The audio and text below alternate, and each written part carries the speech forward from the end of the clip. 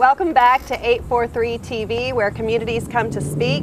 With me now is Courtney Worrell with 303 Associates. Thanks for coming on, Courtney. Thanks for having me, Wendy. Well, Courtney, I know that the Beaufort Town Center is by far one of your most notable projects. What makes it so unique? Well, Beaufort Town Center, which is just a few miles up Rebo Road from where we are now, is a unique place because, for one thing, it's actually been there for over 200 years. It's on Boundary Street, which was formerly the Shoal Road, so that area has been a center of commerce for a very long time. Also importantly, it's in the center of a lot of major points of influence. It's within walking distance of the county government complex and the city government complex. It's proximate to both TCL and USCB, as well as Beaufort Memorial Hospital. And it's within easy driving distance of Paris Island and the air station. So it's easy to get to some of the most important things within our county. But more importantly than that, it's a real authentic place where people are living, working, playing, dining, shopping. It's become a real town center.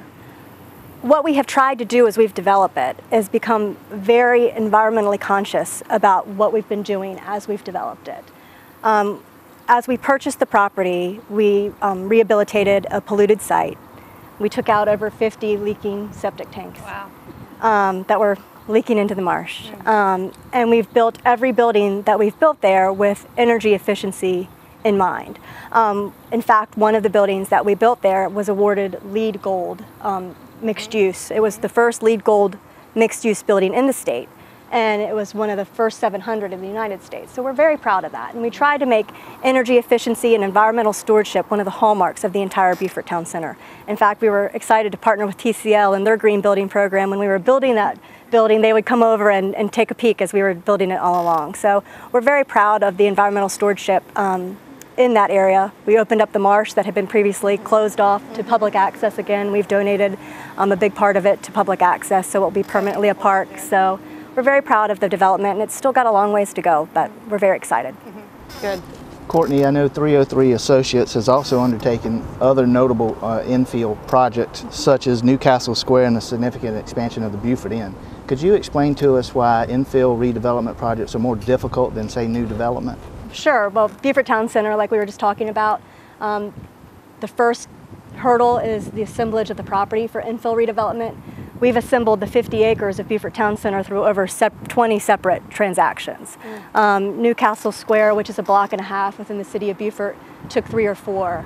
The Beaufort Inn downtown has taken multiple. So it's much more difficult than a single tract purchase. So it takes a lot of patience and a long-term vision that's not as simple a lot of times. You also have to be very mindful of the context in which you're coming into. You need to be respectful of what's around you and what's already there. And then also, redevelopment's a lot trickier than new development because you're not starting from a fresh slate. You're coming into existing conditions. And a lot of times what we're finding is that regulating agencies and sometimes the permitting agencies aren't used to dealing with redevelopment. They're used to dealing with existing or new development where you just have new services and things like that. You have existing services, how do we deal with that? So they're getting more used to it now, but when you're doing something for the first time, anytime you're doing something for the first time, there's new hurdles. And so it's been a very interesting experience. I can't wait to hear you answer this. That's a loaded question. Some of the most opportunistic economic development issues in Beaufort and Port Royal. Marty and I are going to take notes. Okay. Well, I think we can all agree that our community is extremely fortunate to have the military here. We should do whatever we can to support them. Given our economic times, however, we'd be foolish to rely solely on the military's economic impact.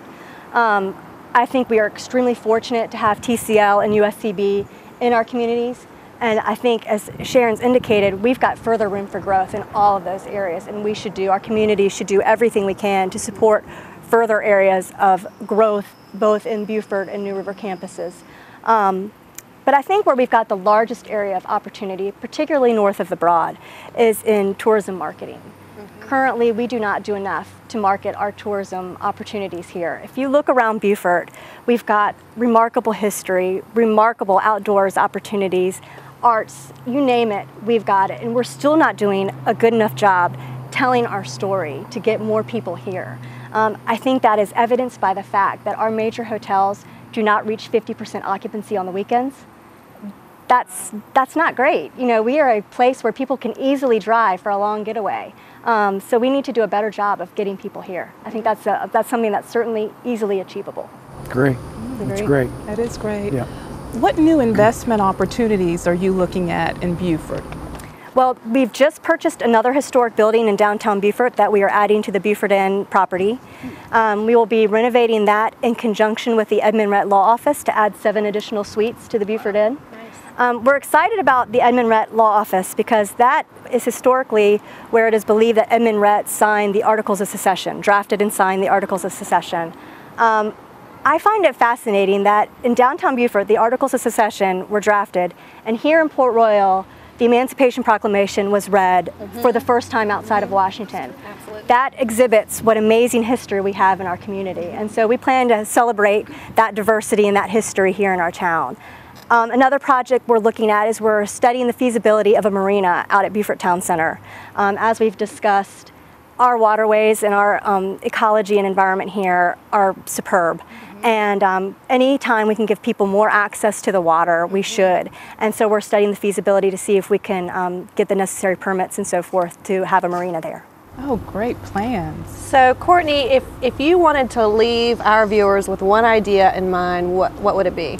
It would be that if you're south of the Broad and you've never had the opportunity to come north of the Broad, please come visit us. We have a lot to offer. Come and learn about Beaufort, Port Royal, and the Sea Islands. Come see our history, our shops, our galleries, maybe stay the night in one of our beds and breakfasts or our hotels, and come often. And if you happen to be a retailer, come join our mix. We'd love to have you. We are certainly very proud of our communities here north of the Broad. Thank you, Courtney, and thank you, Joe. Thank you, Sharon, for joining us today on 843 TV. I'm Wendy Pollitzer. And I'm Marty Sauls, We'll see you next time on 843 TV. where communities come to speak.